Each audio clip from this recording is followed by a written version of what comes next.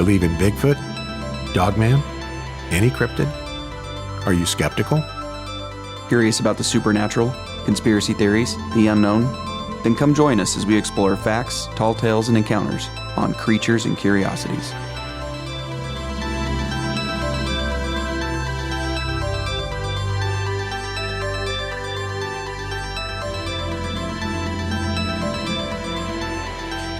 Hello and welcome to Creatures and Curiosities. I'm David. And I'm Jake. And in this week's episode, we are going to be talking about Frau Perchta and Frau Gaude of German and Alpine folklore. Yeah.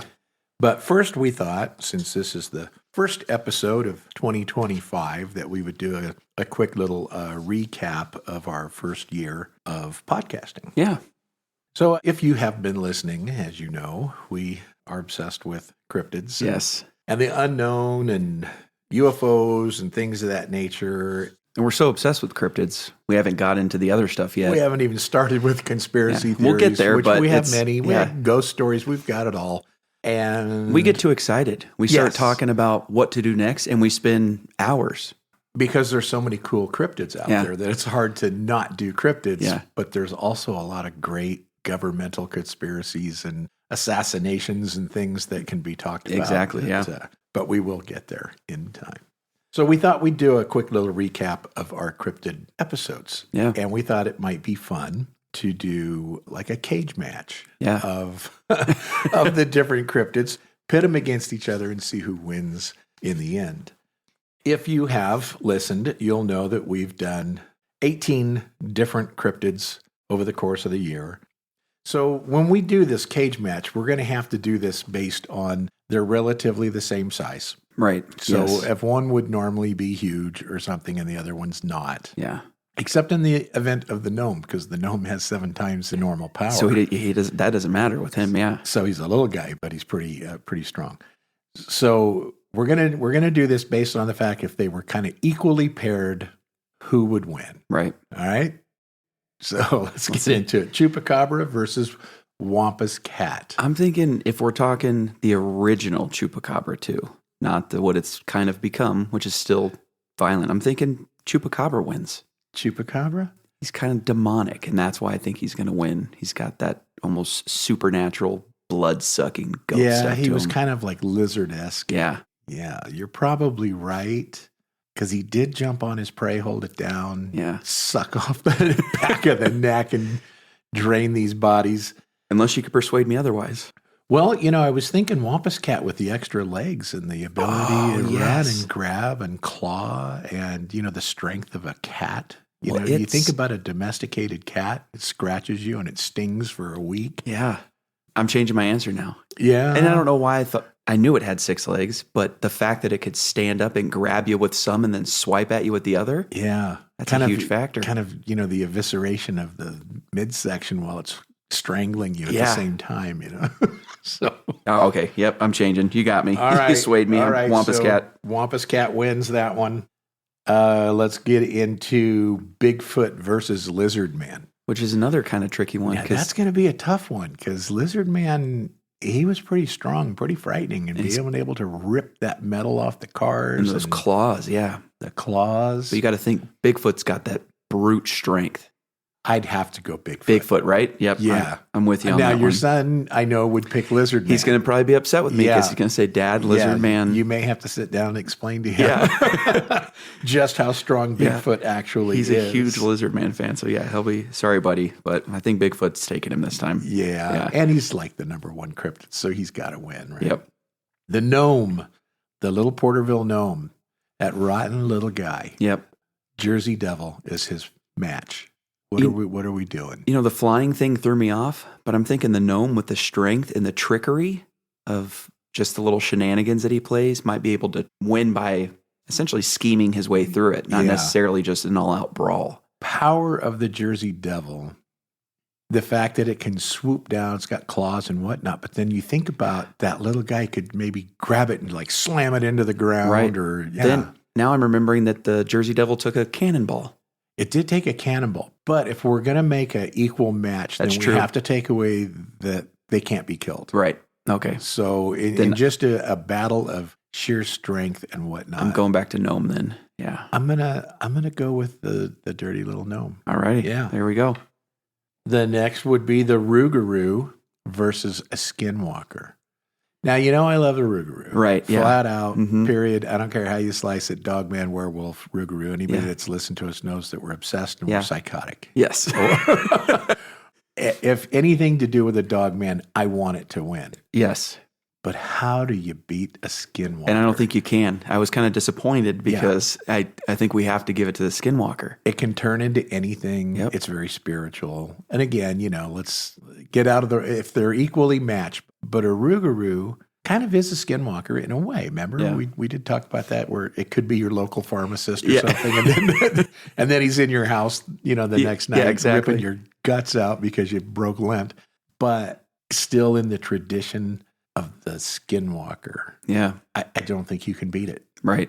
So I got to go skinwalker. I'm with you on that one. Yeah. I was disappointed. And it's very sad. It's upsetting. Because I'll lose sleep over it tonight. I will too. Just thinking about it. I love the I'll call you at 2 a.m. and go, but what if? The Wendigo versus the Nightcrawler. I think this is another no-brainer too. With Wendigo. Hands down, the Wendigo. Yeah. He's going to eat the Nightcrawler. They're made to kill. It's made to kill. It's a cannibalistic, nasty creature. And the Nightcrawler is just a little set of legs with no torso. Potentially just pants, depending on what. Walking through the national forest or, across somebody's front yard, it doesn't even look dangerous. Right. I mean, I wouldn't want it in my yard. No, not at all. But I don't want Wendigo anywhere near me. Yeah, I'll take the Nightcrawler any day over that. Yeah. So it's Wendigo's definitely. Wendigo's going to wolf that little guy down in a heartbeat. The next one is tough, and this is where we had to get into the equal playing field thing. Right. Kraken versus the mermaid. Because if you're talking at face value, the sheer size of the Kraken, there's no way the mermaid can win. Kraken's so huge that just the suction cup on one of its tentacles is probably the size of the mermaid. Right. But if you were able to shrink him down, you still have the strength of an octopus. Right. Right? Yeah. I mean, just like you said in that episode, we've watched videos where a diver will go down and they're playing with the octopus and it wraps its little tentacles around his mask or something and then he can't get it off his face. The panic sets in because now he's having trouble breathing. But then a mermaid is kind of also a mystical creature and getting into the actual lore of the mermaid. Let's get away from the little mermaid that she's a beautiful little thing. Right. How about one of the frightening ones, with the jagged teeth and they claws pull the sailors down under the water and eviscerate them. Yeah, exactly. So they can be a nasty, nasty creature. I still got to go Kraken. I do too, especially if it's going to be a fair fight one-on-one. Because you got to assume that if we're talking actual outside of our cage match, the mermaid's going to call how many other mermaids to back up? She'll have all the sirens and the mermaids and Neptune and everybody else. All the creatures of the sea going after it. Yeah, but I gotta agree with you. I think Kraken's gonna take down a mermaid on that one. Kraken's going to smoke that gal. Okay, now this one, the Beast of Bladenborough, which, description-wise, nobody really ever saw it. Right. So we know that it was like a vampire. It was literally drinking the blood of its victims. And it was kind of, as I recall, described as a cougar or something. Right. Cougar-esque. Right. Versus Bat Squatch. Yeah. Now how you can't beat Bat Squatch. No. It's going to snatch you up. It's going to have the strength of a Bigfoot because of the size. Right. Well, he's a flying dog man. It's a flying dog man. So it's going to shred you with its claws and it's going to, and even if you start to win, it's just going to let go of you and drop you, 1,000 feet from the air or into its volcano. Right. You're done. You're done. Bat Squatch. Bat Squatch. Yep. Yeah, he snatches you up with those claws. Yep. Flies you with those 40-foot wingspan, 50-foot wingspan. Yeah. Drops you into the top of the volcano and you burn out. Bat Squatch it is. Bat Squatch. Which is really Bat Dog Man, like you said. But yeah. Now the last one, just because, and this one's not even fair, I guess. Right. But we have Dog Man and I'm choosing the canine variant 4, which, as you remember, was the dog soldier. Right. One with the massive head, horrifying werewolf-looking thing. Vicious. And vicious and brutal. Right. Versus Krampus. It's a tough one because Krampus is like Satan. Yeah, exactly. It's a demon. And so if it has all the powers of hell, how do you beat that? I don't know, but then Dogman could be an evil entity. It could be. He could be Satan's lapdog is what we called it in our episode. Yeah. So that is a really tough one. But when I think about it, the sheer brutality of Dogman, right, shredding things to death, running at you full speed, whereas Krampus is carrying birch rods to beat you. Yeah, with its weird foot and a sack, with that nasty foot. Yeah, and he's got a sack or a cage, to throw you in to drag you to hell. I just don't think Dogman would go down. Yeah, I think Dogman's taken without a major fight, and I think Dogman's got to win. Yeah. And I know people are going to say, well, you guys are biased. Well, yeah. Maybe we are. Get over it. We're 100% biased, and we'll admit it. So out of all of them, so that's 18. We have the winner of each one. If you were to put all of those now in a ring, the winner, who emerges victorious? I mean, to me, it almost has to be Bat Squatch because it's a flying Dogman, whereas a Dogman just a regular Dogman. But if a regular Dogman gets a hold of a Bat Squatch, he'd shred him. He'd tear those wings off. He'd shred him. But then you got to go, a skinwalker could turn into anything it wanted. Yeah. To get away from you initially and then to attack you. And then it would choose things of strength.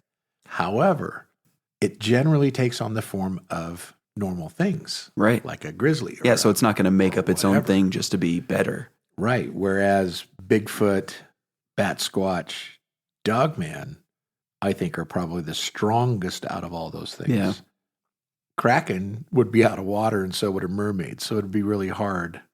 Exactly. To make a level playing field for them, right? And I think even if a Kraken grabbed, if we're talking the whole size thing, if it grabbed onto like a Dogman, it's just going to shred its legs off, those claws. Yeah. Or bite it. Or just bite right through the tentacle. And So it has to be Bat, Squatch, Dogman, or Bigfoot has to be the ultimate winner. I'm going with Dogman. I'm going to have to go with Dogman. I'm going to go Dogman too. A long time ago, just for fun, I think I showed it to you. I had one of those AI programs and I said, make a picture of Dogman fighting Bigfoot. Oh, yeah. I do remember this. That? Yeah. And the depiction that AI gave me, Dogman would have won. Yeah. Because Dogman was more muscular and just as big as the Bigfoot. Right. But then he had the teeth and the claws and all those extra things. Yeah. And Bigfoot might have teeth, but every picture I've ever seen of Bigfoot is more like human. Right. Human kind of teeth. Right. Whereas Dogman's got the fangs and literally for the purposes of being a carnivore. Right. Whereas Bigfoot, I know, the Bigfoot that was in my yard killed all those deer and left them. So I know he does eat meat, but... Right. And I'm sure he took him down with just pure strength. Yeah. I think he eats berries and grass and other things too, and nuts. And, people have said they put out apples and candy bars, try and lure them in, and they're gone in the morning. So, he eats a bunch of stuff. Yeah. Dogman is a carnivore. Yeah. And I think Dogman has to win the whole... Yeah. The whole enchilada. Yeah. And we're not biased at all. Yeah, either. not at all. So there it is. There's a recap of 2024 in a nutshell. We finished that up in about 13, 14 minutes. Yeah. And Dogman is the winner. He has to be. It has to be. Yeah. Because, otherwise. And even if Bat Squatch won, we've already said that it's still a Dogman. It's a flying Dogman. So it doesn't matter either way. He wins no matter what. Right. Yeah. So he's the best cryptid of all time, like we already said. Exactly. Yeah. And we have, many more episodes of many more cryptids, and Dogman is always going to reign victorious in my book. Right. There's always going to be cool ones, new ones that we learn about, and that I'll just add to the list of stuff that I love, but nothing's going to be Dogman. I just don't think it can. Right. And that's that. So let's move on to our actual first episode of 2025, and it's about these two, I guess we're going to call them witches for the purpose of this podcast, but at one point in the lore, they're like goddesses. Right. Okay. So this is, again, just like our Krampus episode, this is going to be pre-Christianity in the Alpine regions. So it's the same lore or the same type of background as the Krampus episode. Okay. So before everybody was introduced to Christianity, they believed in Odin and the gods. Which whole other episode, but who knows? Those could have been Nephilim or... Could have been anything, and we have no way to know. It could have been real, could have been fable, right? Right. But before the church got into play and brought Christ before them, I mean, I think they knew of Jesus. I mean, because he still existed well before these. This is like 12th century stuff. Right. So everybody knew about it, but it was still that era where they believed in these different gods and goddesses. That's where Perchta and Gaude come from, is the folklore of the gods and goddesses of that time in that region, that Alpine region of Germany and Slovenia and Austria and places of that nature. So we're going to get into kind of a description. Again, this episode is going to be very similar to Krampus in that there's no sightings. Right. If there was a sighting, they couldn't tell you about it because they're going to be gone, more than likely, right? So there are no actual sightings like our cryptid episodes. So this is more just the story of these particular goddesses. Yeah. We'll start with Frau Perchta. A basic description of her is that she actually has two different forms. And again, this is based on different regions believed different things. Right. And I'll get into it a little bit, but I don't want to go get to the point where we're going down a rabbit hole. We got a 3-hour episode on just trying to explain it. Exactly. So I'll just say this, that she may appear as either a beautiful maiden wearing a white gown or as an elderly, haggard old gal. She sometimes resembles that classic stereotype of an old crone or a witch, where she's dressed in rags and she's holding a cane. She's old and wrinkly, and some areas described her as having this beaked nose that was actually like made out of iron. Now, I've seen several pictures of her depicted, and it can be literally anything from just like an old decrepit woman usually like in a white robe, right, to a horrifying witch-like creature, with big beaked nose and stuff. But she was associated with being like a swan or a bird, feathers, white feathers and stuff. And in fact, her name kind of meant bright or shiny. Right. And which I'll touch on in just a minute. The beautiful maiden, her appearing as that is in some ways a little bit scarier, because you would think, let's say you see this, obviously this beautiful woman and she's in a white gown, white, in some cultures and stuff, it's more of like a pure type thing. So you're thinking, oh, like maybe it's an angel, maybe it's a nice spirit, whatever. And then when you start getting into what she's going to do to you, you're like, oh gosh, that's even. Whereas, when you see the old hag with the giant cast iron face, you're like, okay, I know what I'm going to get here. This is evil. Like there's nothing good You here. automatically start thinking things like Snow White. Exactly. Which comes to, present the apple. Right. And that's what I picture. Yeah. Is that old haggard woman, with the big, wart on her face and this skanky beak and all that kind of stuff. But you know what you get with that? It's going to be something not good, like most likely. Right. So in some of the descriptions, Perchta had one large foot. So what is that? It's the Krampus thing. Yeah. It's crazy. But this foot sometimes was called like a goose foot or a swan foot. And people believed that it was symbolic that she was not fully human and she might have the ability to shapeshift. And this is where that whole swan thing comes into play. They said often that and I think this was her good side. So here's another twist to the story, I guess you could say. When she first started out, she was good. Right. She became bad. And I'm going to explain that in a minute. So when you picture this beautiful maiden dressed in white and she's this bright, shiny figure, during the original lore of Perchta, she was good. And then she became bad. And which like I said, maybe she is both forms. That's the evil takes her over. And that's where this comes into play. This is where the two different descriptions are. It depends what lore you want to believe. Was she good? Was she bad? The foot was also described as being that it could have been splayed from years at a spinning wheel. So back in that time, they would take flax and other things and they would spin them. Right. I don't know. Have you ever seen a spinning wheel? Yeah.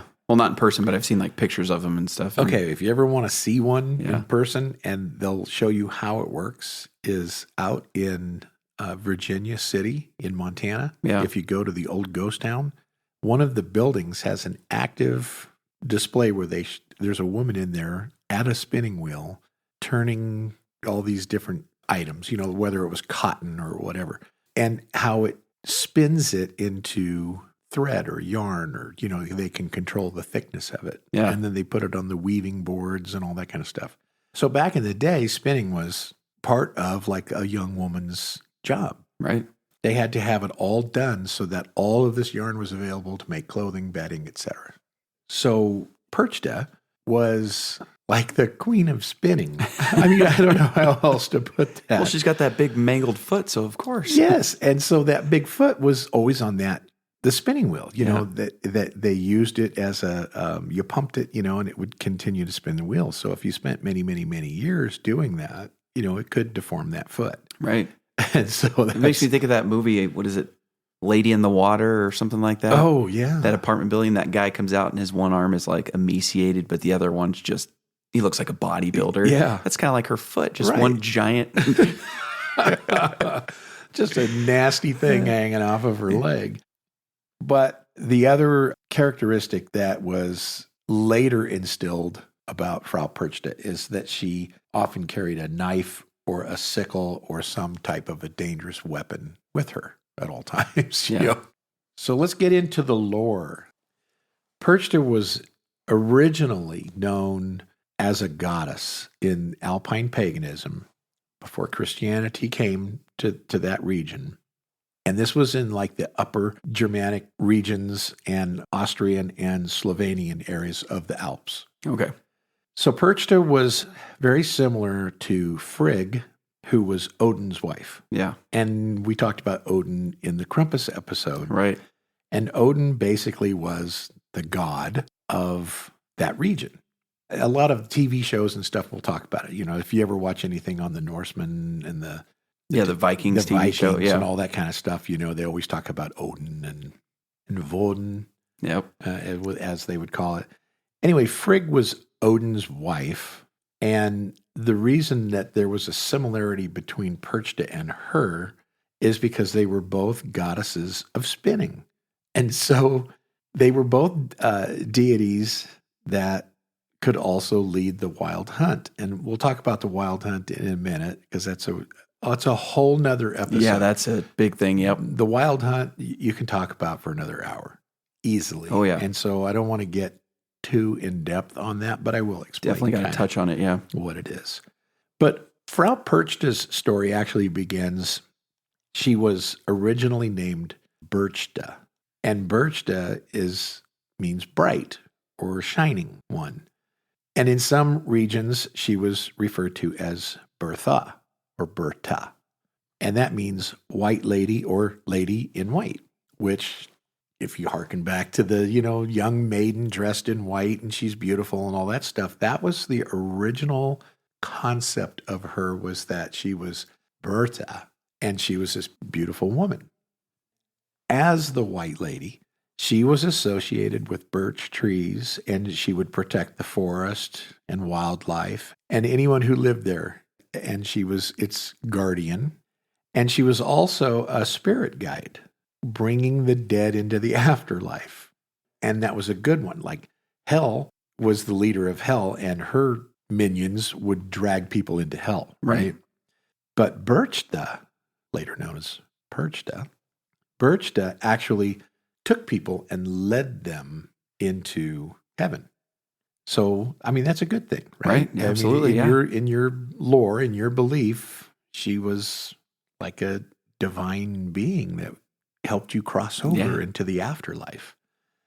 She had this duty to care for all children, and she made sure that any child that died was able to cross over. So she'd take him by the hand and lead him into heaven. Right. She also believed in upholding cultural taboos, which were things like, and it was mainly spinning. So she was obsessed with spinning. You had to be with that big nasty foot, club smacking down on that thing. But she would try and ensure that women had all the necessary things in order to achieve what they needed to get done. Right. So they would bring in all the materials, and these and we're talking like, young girls up to, women. Their responsibility was to get in there and weave all this stuff and use the spinning wheels to make all this material. So Perchta would help them. Well, that got to the extent as time went on that women and young girls of that countryside, the spinning and the weaving was such an important trade to them that they would look to Perchta for abundance, for caring for their children, especially in the afterlife, because kids, the mortality rate was very high at that point. Right. Women would have kids and then something would happen and they'd die. So they would always look to Perchta like as a mother, to take care of their child in the afterlife. Weird that they have these beliefs, but that's what they thought. That was the way it was at the times. And they'd lean on her regarding domestic issues. Like if they had a jerk husband, that was abusive or whatnot, they would find comfort in, I guess, praying to Perchta. Yeah, knowing she was there for them. Yeah. Whatever. On Birchentag, which is January 6th, women would always cook a special meal, and it consisted of gruel, which, it's kind of nasty. It's porridgey kind of stuff, and fish. And they would leave it as an offering for her. If she accepted the offering, it was believed that the family would receive blessings from her and abundance in years to come. And so every January 6th, they'd put this meal out, and if she took it, you were good to go. You had favor. Yeah. Around the 6th century, the Catholic Church, they didn't like this. Right. They did not like it at all because they wanted you to be looking at Mary, right? Yeah. Like in Catholic faith, I'm not going to say it's idolatry. Some would say that it is, but you know how they used to love to worship saints, and they always had statues of the Virgin Mary and different saints that they would talk to. And that was kind of like an Orthodox Catholic tradition, right? They pray to her, pray to the saints, all that stuff. They'd, kiss their feet, the statues and all that kind of stuff. So that church, as they're trying to come into this region, they're really upset over the whole Odin thing and all these goddesses, and they're trying to preach Christianity. So they insist that the community renounce their pagan beliefs, but most people didn't. Of course, yeah. It's the Krampus story all over again because it's the same kind of time frame, right? Yeah. So pre-Christian stuff was all about gods and goddesses. And then when Christianity came into the region, they didn't want them to believe that. But it's like trying to convince somebody, if you grew up thinking one thing because that's what you've been taught, and then I come in 25 years later and try and tell you something else. Yeah. Whether you want to call that brainwashing or just being, a learned person. Right. How, I can't change your mind very effectively. Yeah. And this was the same thing. So the Catholic Church is trying to tell them, no, you leave Odin and all these goddesses and witches and demons and all these pagan practices. Leave that behind, and you need to follow the church in their beliefs of Christ. Right. Well, the community wasn't having it. Of course not. Yeah. That's what we do. We rebel. That's exactly right. We've been doing this for clearly for hundreds of years because we still do this nowadays. Yeah. I mean, you grew up thinking that you shouldn't eat these kind of fats and animal fats are bad for you, and don't eat butter because it'll clog your heart and kill you. Yeah. And now all the stuff shows that, well, actually, that's not true. You probably should just not eat sugar and processed foods, and you can eat butter and meat and vegetables and fruit, and you'll be just fine. Exactly. And it's really hard to get out of that mindset because we still go to the store and buy the low-fat, sugar-free yogurt when everything now is saying, no, eat the fat one because you get satiation. Yeah. And the sugar-free stuff has all the preservatives and all the fake things in it that your body thinks it has sugar, and you're releasing insulin, and there's no sugar to attach to. 15, 20 years ago, if you told somebody that, they'd be like, you're a an nut idiot. Job. You're an idiot. But now people are seeing it. So we've been doing this stuff forever with everything. Same basic concept. So women specifically in that era, they did not want to give up the goddess, Perchta, right? Yeah, because she brought them favor. Especially women back then. I'm sure they didn't have much. They didn't have much in those days, right? So the church officials began to speak out against Perchta, claiming that the believers in her were worshiping her instead of worshiping like the Virgin Mary and whatnot, which is what they wanted them to do. Right. So by the 12th century, the Catholic Church began resorting to fear tactics. They renamed Perchta, that's how she's now Frau Perchta, and basically reconstructing the white lady who was the protector of the forest and the protector of wildlife and the spirit guide. The church is the one that turned her into this ugly hag witch, that punishes people for misbehaving, specifically children. And so that's where the Krampus thing comes in. That's where the Krampus thing comes in too. So they shape and they mold this poor Perchta, who was supposed to be a good goddess, into this evil, horrifying witch, of the time. And she became now basically like the female version of Krampus. Right. Which, if you go back to our Krampus episode, and I talked about, the movie that we have to go watch. Mother Krampus, Mother Krampus is the story of Perchta. Well, according to the lore, it's the church that did that she was actually a good person. Yeah. That has now been demonized. So I don't know. Yeah. The reality is it's a lore and it's from so long ago that there's no real evidence in. Was it the church that did this, or was it just over time? Right, because now you would think, and I know you're gonna get into it, but the way she's portrayed now, I mean, that's believed how she is. If you have this knowledge of how she originally was, then why would you believe any of this new stuff? Right. So that's where it gets a little confusing. It's like, well, did they turn her into that, or was she always that? Yeah. And I don't know that could ever be proven one way or the other. I don't. This is why in different regions there's the two different stories. In one, she's good. In the other, she's bad. So the word Perchtan actually means scary monsters. So Perchta became Perchta. That's why the church renamed her to that, because then now people in that language, thought, well, she's she's a scary monster. She's not a goddess. And Perchta became the leader of the Perchtan. So most of the women of that era, though, they still kept on believing despite the church's efforts. But by the year 1700, the church's efforts were solidified. And Perchta's transformation into Frau Perchta was pretty much complete. So well, they didn't have any Karens back there to speak on their behalf to fight the good fight. That's exactly right. To talk to someone's manager and get it figured out. So they just got overtaken.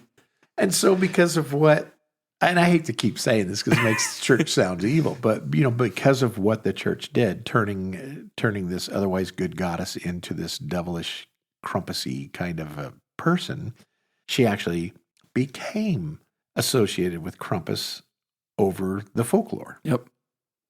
Both she and Krampus now have a demonic appearance. They terrorize civilians in parades. Which we still have to, we got to check one of those out. Yeah, you got to love that. And both are said to punish naughty children, sometimes even taking them to hell. And so, like I said, if you look back at the origin of Perchta, when she was Perchta, right, she didn't take kids to hell. She led them into heaven. But the church hated her so much that they, over time and over the century, they turned her into this horrible thing.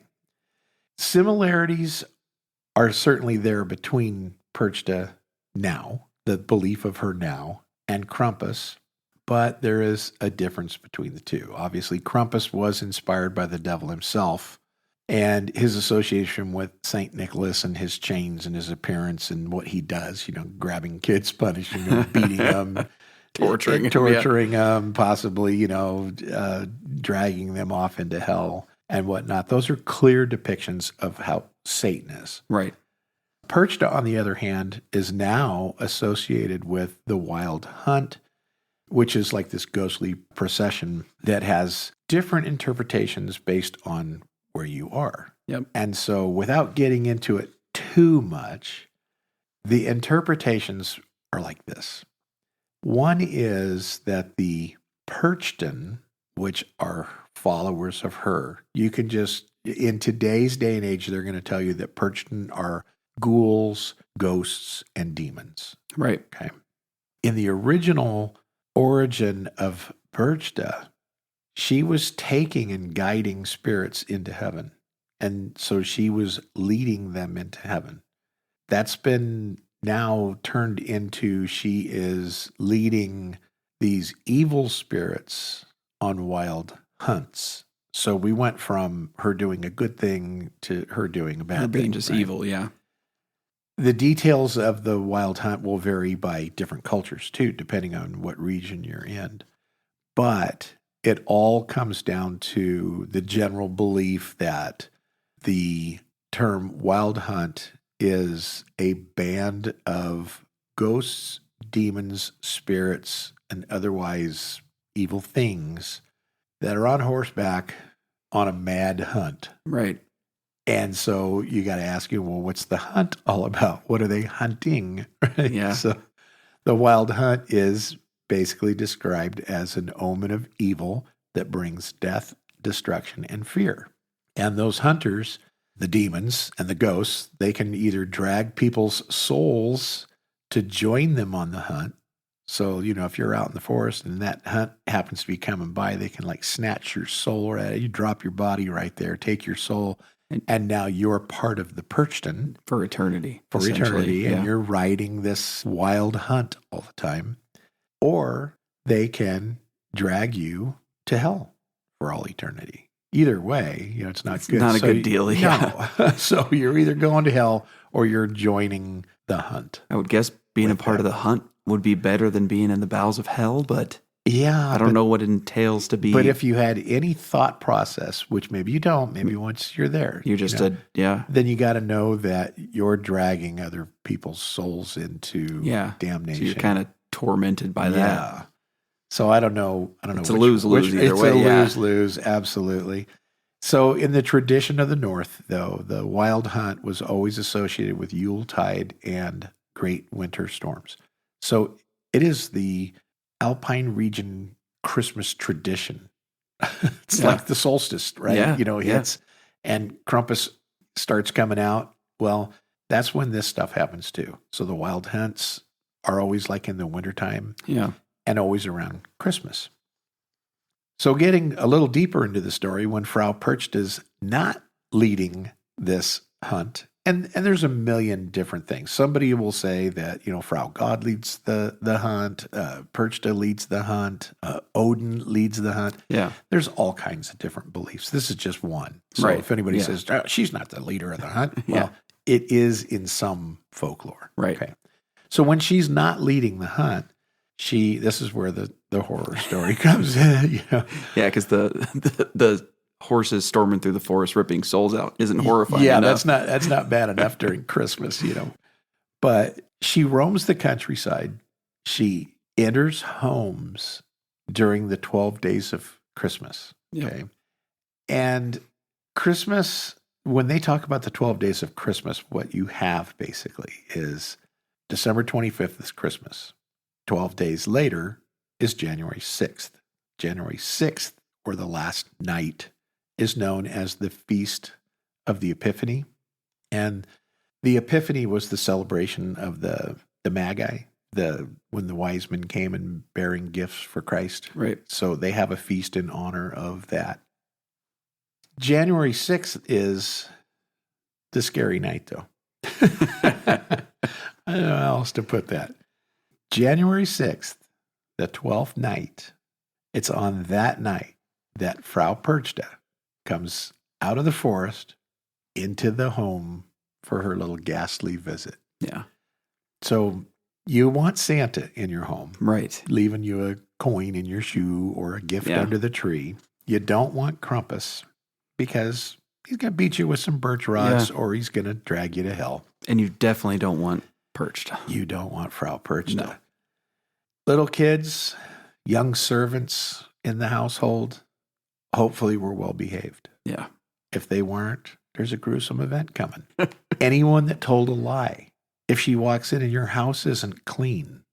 So in that era, women had to clean the house, right? Men weren't expected to clean the house. But if a woman was untidy and left the house unclean, it wasn't going to be a good outcome for her.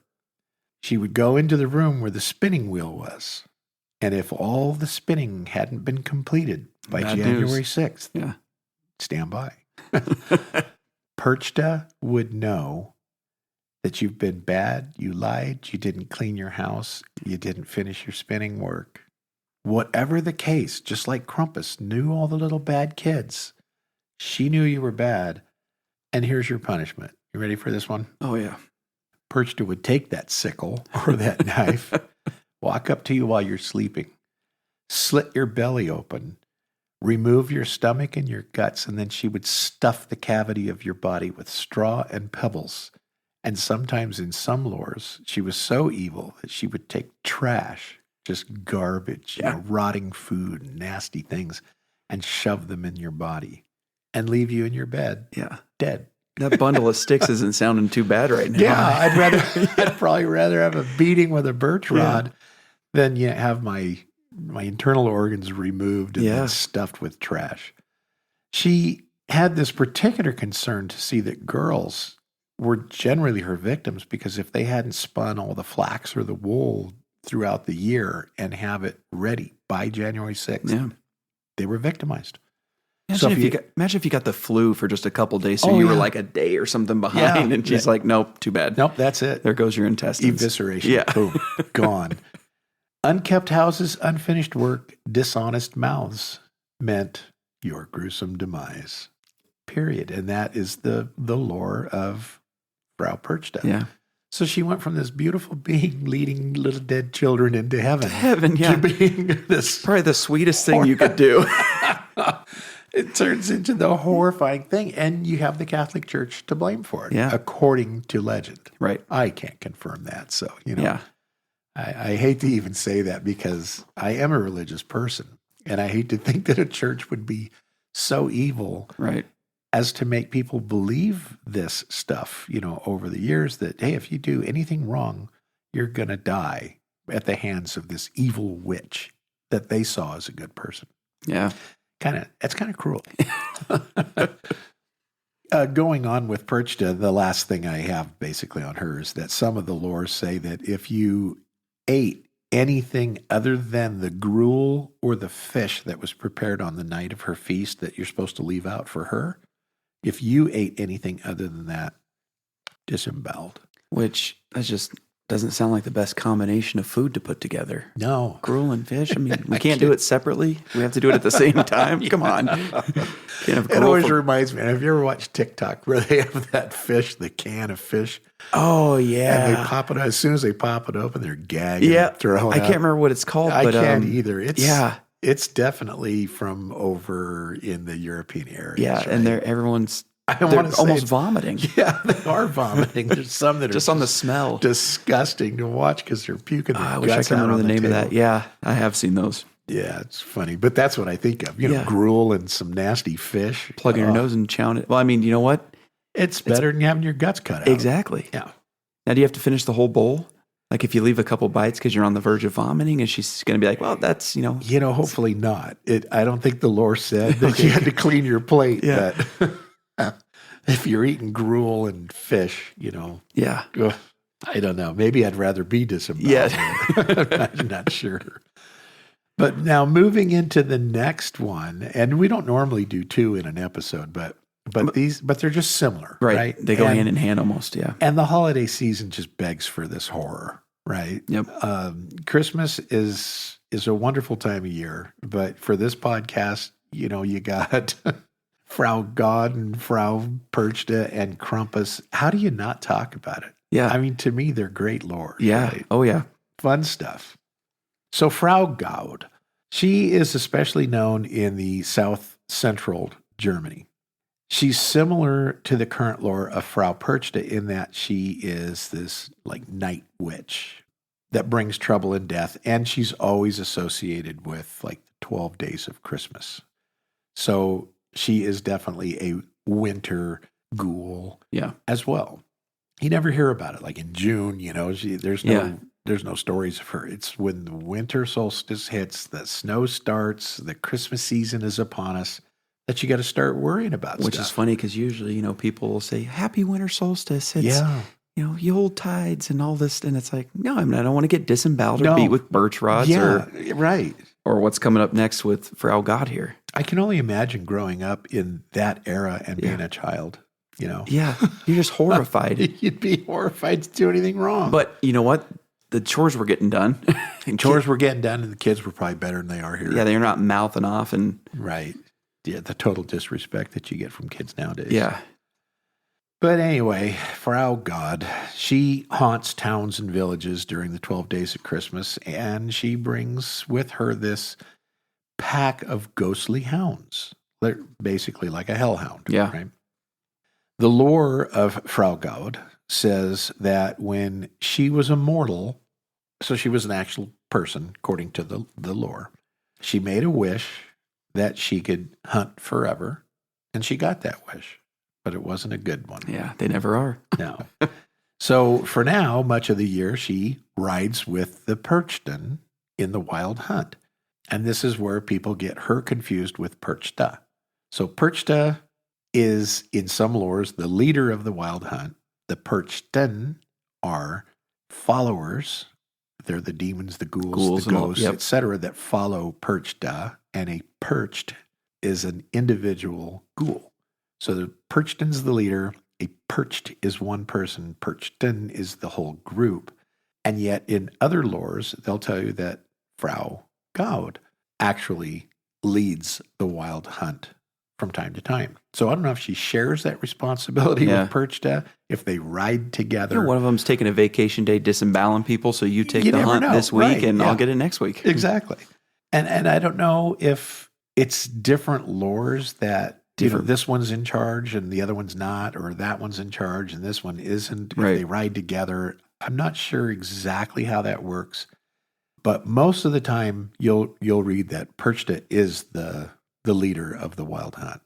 And in south central Germany, they believe that Frau Gaude is the leader of the hunt. Who knows? In that region, do they believe in Perchta? I believe the entire region does believe in Perchta. Yes. Okay, so that's where it gets even more confusing. And like I said, we could probably go for hours. On trying to decipher all of it. If you get into it, there's way more than what we're talking about on both of these ladies. Same with the Krampus episode, right? Right. Yeah. There's so much and so many different traditional outlooks on how things happened, how it came to be, what's the current status of it. It's just too long to get into. So we're just generalizing on this stuff. But Gaude, during the Christmas holidays, she's kind of like Perchta, that, Perchta comes out of the forest and enters homes of little bad kids and disembowels them. What she does is she wanders the night, which reminds me of, and I'm not going to laugh. I mean, I actually lost family members over this, but down in Los Angeles, the Night Stalker case. This is what he did. Yeah. He wandered the streets looking for an open window or an open door, and then he went and killed everybody and sat in the house for a while. And I actually lost 2 relatives to him, that he had murdered them. She wanders the night looking for homes with an open door or a window. Any way that she can get into that house, that's what she's looking for. When she finds a house that has an unlocked window or a door and she can make entry, she doesn't go in herself. She sends in one of her hounds. And this dog, this hellhound, whatever you want to call him, he goes in and he just makes himself at home, right? So just curl up by the fireplace or whatever. Now, can you imagine you had the fire ripping and roaring, so you're trying to sleep, so you're like, you know what? I got the fire on still, but I'm going to crack just to get that cool breeze coming through. And now you got a hellhound in your room. Biggest mistake of your life. Just trying to enjoy a peaceful night's sleep. Yeah. Christmas time, fire roaring, got your cookies out for Santa, hoping that Krampus doesn't show up. You crack your door, and guess what? Hellhound. Here she comes. So this dog laying in your house, and you know what? There was no description of the dog's But for some reason, I picture these dogs as those dogs that were in Resident Evil. Yeah. I think they might have been Dobermans. They looked like Dobermans. But they were obviously all like dressed up to have their flesh falling off. Zombie-ish looking. And that's how I picture these hellhounds. So, you walk into your living room and here's this horrifying dog. Right. And even if it's not horrifying, it's a dog that's not yours laying by the fireplace. So the legend goes that if you don't disturb the dog in any way, shape, or form, not much is going to come of it, and everything's probably going to be okay. The Lord does not say what bothering is. Right. And so when I was talking about this to a family member, they said, so if I walked up and tried to play with the dog, is it going to hurt me? I'm like, hey, good question. Yeah. Because that might be bothering it. If it's trying to relax. If it's trying to relax and you're trying to feed it or have fun with it, who knows what the definition of bother is to a hellhound. Right. Right? Well, and I know you're probably like me. How many times have you been walking around and you accidentally trip over one of the animals? Yeah. Would that bother? That would probably. You slam a cabinet too hard on accident? Yeah. So if you do anything to bother it, or if you try and make it leave, it's disaster. Game over. Here it comes. The hound becomes so angry that it's more than likely going to attack you. And the lore says that often they just tear you to shreds, leave your dead body, leave your carcass on the ground, and basically you've been dismembered. Yeah. And the dog is just tearing your flesh off of you. Not a good way to go. Not a good way to go. Any animal attack, that's brutal in general. Good. Yeah. I don't know if Frau Perchta coming in and slicing your belly open and pulling all your entrails out is any better, but it's probably quicker. Yeah. That's what I was thinking. Than being eaten or torn to shreds by an animal. Well, because I think, you naturally put your hands up to block, so it grabs a wrist first, and then it rips that off, and then you get the other wrist, and it's just until you can no longer protect your face as it's gnawing your cheeks off or whatever. I know, it's horrible. So if the homeowner tries to kill the dog, it turns into a rock immediately. Boom. And there's just a rock in your house. And it remains a rock until midnight each night, when it then turns back into a dog and begins trying to attack you again. Yeah. So there's no rest. No. Right? Not at all. You've tried to kill the dog, boom, it turns into a rock. You can't move the rock out of the house. I don't know if it's so big and so heavy that you can't move it, or if it's like some type of just a protection or but something. But you can't get rid of the rock. So now it's in your house. And at midnight every night, when you're trying to go to bed, it turns into a hound. It's going to come in your room and kill you. Yeah. And if it doesn't come in and kill you or shred your flesh off, then it will begin howling at the person that tried to kill it. So let's say you, me, and another are all roommates. It comes into our house. I try and kill it. It's only going to howl at me. You're still okay, probably, according to the legend. You're still okay. The other person's still okay. But the one that tried to kill it, it's going to just howl in your face, which is putting a curse on you. And for each howl that the person receives, they get a specific curse. And those curses can vary, but according to legend, it's sickness, accidents, constant bad luck, up to death. Or a combination of any of those. Or a combination of any of that over time. Yeah. So you might trip and fall, break your leg, you just lost your job, you come down with pneumonia, and you suffer for years and then eventually die. So, I mean, that's just one scenario. Yeah. There's many scenarios that these dogs can then plague you with. But the legend goes that when Frau Gaude gives you one of her hounds, you're stuck with it for the rest of your life. So you just can't ever bother this dog. And you got to think that you're just living. I mean, the stress alone would have to kill you, because you're thinking if you do anything if you wrong, fart wrong around it or something, and wake it up. It's like, well, you're done now. That's it. I have dogs. I hate them as it is, but imagine this. Yeah. Or, even accidentally, let's say you're sleeping, the dog barks and you're like, knock it off. And it's like, you don't talk to me like that. Yeah. Yeah. Now I'm going to howl in your face 45 times. You're going to have 45 curses. You're going to die over the next 6 years. I feel like my dogs curse me as it is. That might be what it is, yeah. Imagine this, man. I can't even believe it. And, the lore says that if you've been cursed by one of the hounds, only Frau Gaude can remove that curse, but she'll only do so once a year and only on Christmas Eve.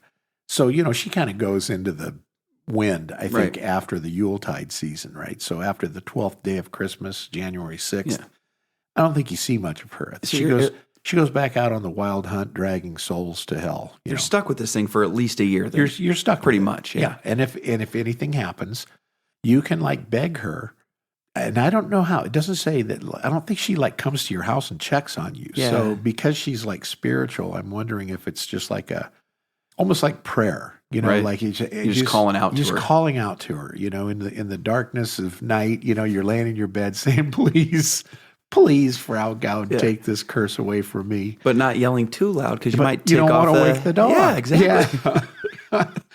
So you can only hope, that she hears your cries or your pleas for help and that she agrees to help you, because she may not. And you got to wonder what it takes to get her to agree. Right. And is your agony enough for her to go, okay, I feel like you've had enough?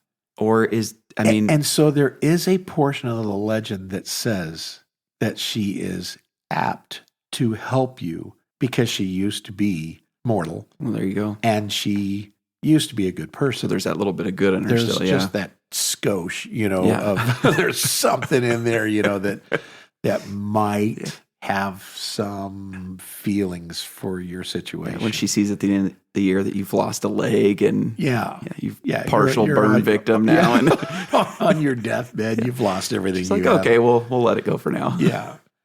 So in some of the regional belief, Frau Gaude was thought to be the wife of Odin, and she is sometimes known as Frau Vode or Voden. And other people in the region believe that she is actually Odin or Voden in disguise, that he comes and shapeshifts into this person. So, and again, you're going from one region to another, right? And they believe these different things, and I didn't want to get into all the different cultures and all the areas and what they believe. It just take too long. But the lesson to be learned here from Frau Gaude is keep your doors and windows shut and locked. Yeah, right. Do your chores. Don't be dirty. Don't lie. Don't do stupid things. Make sure that, if you've got a spinning wheel in your house, that you stay up on your work there. Stay up on your work, or one of these ladies is going to visit you, and it's not going to be a good thing. Yeah. Yeah, you're going to be toast. Celebration-wise, we talked about this in the Krampus episode, all the different celebrations across Europe and even in the U.S. now. Well, they have the same basic thing, and it's kind of the same because in our Krampus episode, we did talk about the Perchenlauf. Right. Remember? Yeah. And it's the same festival occurs. They have the Perchenlauf and the Krampuslauf in Europe and now in the United States, where these guys, and this has been going on since the 16th century, but they're still doing it today. And this is the festival that you said, we need to go to Germany and go watch this. But the young men dress up as spirits to frighten. But now the lore is they dress up like that to frighten Frau Perchta and her gang away. And they wear these wooden masks, old rags, ancient furs, and whatnot. And then they refer to themselves as Perchen, which is kind of weird because Perchen then were the followers of Perchta. Right. But that's what they're known as, over in Germany and stuff. They call themselves the Perchten. They roam the countryside and they attempt to scare off the real Perchten and ward off all the evil. And so they do this every year at Christmas time. Yeah. They have the Krampus run. They have the Perchten run.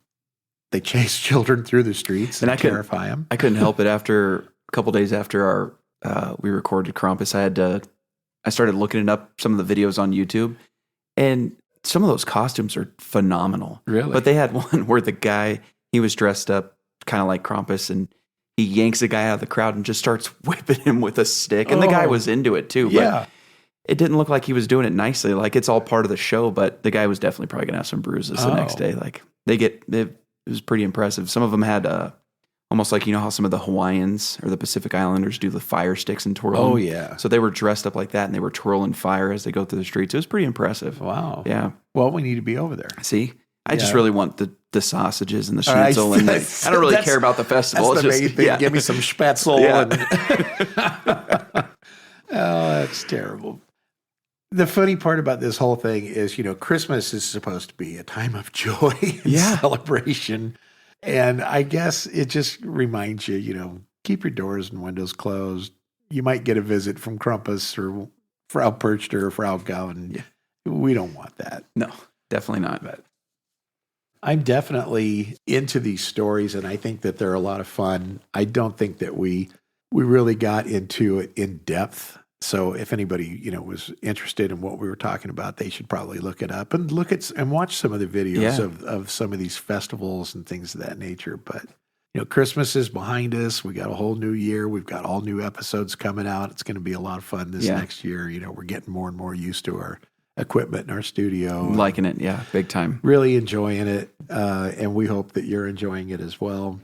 Hope that everybody had a Merry Christmas and that you had a Happy New Year. Absolutely, and that you didn't get visited by any one of these three people. Yeah. And, the season's over, so there's no reason to go back into it. But next year, I have many more. Yeah. There are so many demonic and witch-type stories around Christmas time, from the pagan era. Right.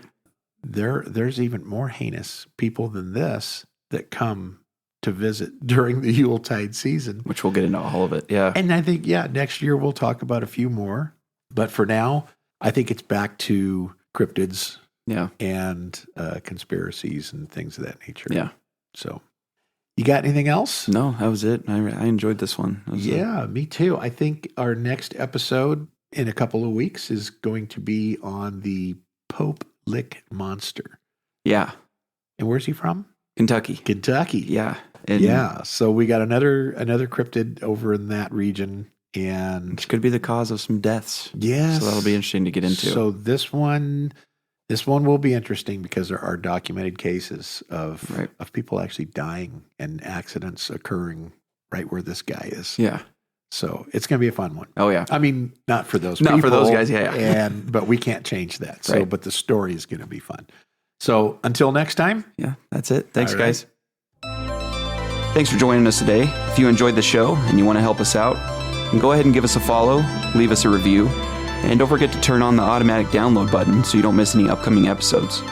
And as always, if you've had any experiences, stories, thoughts, comments, or questions, we'd love to hear from you. Send us an email to cryptidfanatic@gmail.com. Let us know if you'd like to be on the show or just have your story featured during one of our episodes.